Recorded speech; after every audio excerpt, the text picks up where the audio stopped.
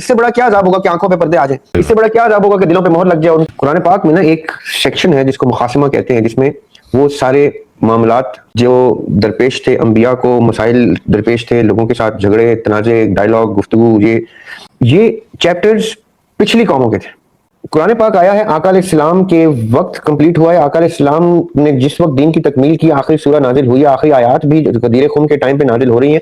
تو اگر ان کے جانے سے کچھ 2-3 ماہ پہلے تک قرآن نازل ہوتا رہا ہے, تو اس کا مطلب یہ ہے کہ this book was completed with reference of the past of the previous prophets and the ongoing sections of Aqa alayhi salam's life of 23 years.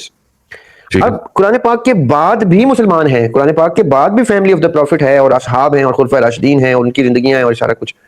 اب کوئی اور قرآن تو آنا نہیں تھا اس کے بعد کہ اب تک کے کسے لکھے ہوتے ہیں. خلفائے راشدین کا بھی معاملہ لکھا ہوتا, اور باقی چیزیں بھی لکھی ہوتی.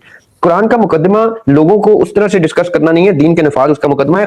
خالی ریفرنس ٹو دا کانٹیکسٹ, وہ داستانیں, وہ کہانیاں درست کی گئی ہیں جو باقی کتابوں میں آتی گئیں. تو قرآن نے کہا کہ اس کہانی میں یہ بات غلط ہے, اس کو یہ ٹھیک کر لو, اس کہانی میں یہ غلط ہے, یہ ٹھیک کر لو, اس کہانی میں یہ صحیح ہے, اس کو ایسے مانو. قرآن خالی ان چیزوں کو اتھینٹیکیٹ, ان کو ویریفائی کرنے کے لیے آتا ہے. اب ہم کہیں کہ نہیں جی اب ہمیں عذاب کی وہی شکل نظر آنی چاہیے جو شکل قرآن میں فلان انبیاء علیہ السلام کے ادوار میں رہی ہیں, تو تبھی ہم عذاب کو عذاب مانیں گے. This is not how it is. Quran پاک میں عذاب کو اس طرح سے بھی ڈسکس کیا گیا ہے کہ جن لوگوں نے انبیاء علیہ السلام کی تکفیر کی, اللہ تعالیٰ نے ان کو عذاب دیا. اب وہ کیا دیا, دنیا میں دیا, آخرت میں دیا, جہنم کا دیا, دنیا میں کسی چیز کا مہر لگا کے دیا, آنکھوں پہ پردہ ڈال کے دیا. اللہ تعالیٰ نے 150 اشارے دے دیے ہیں کہ عذاب کسی بھی صورت میں اللہ تعالیٰ دے سکتے ہیں کسی کو. بس وہ عذاب کا ٹرم آئیڈینٹیفائی کرائی اللہ تعالیٰ نے کہ جو میرے نبی کا کفر کرے گا, میرے نبی کی تعلیمات کا کفر کرے گا, چاہے وہ کسی بھی صورت میں کرے, نبی کی زندگی میں کرے, تو وہ اور لیول کی سزائیں ہیں ان کی.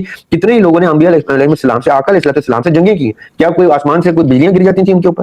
ان کے اوپر تو وار ہوئے ہیں. کتنے دندان مبارک شہید ہوئے ہیں, ان کو طائف کے لوگوں نے پتھر مار کے ان کو لہو لہان کیا.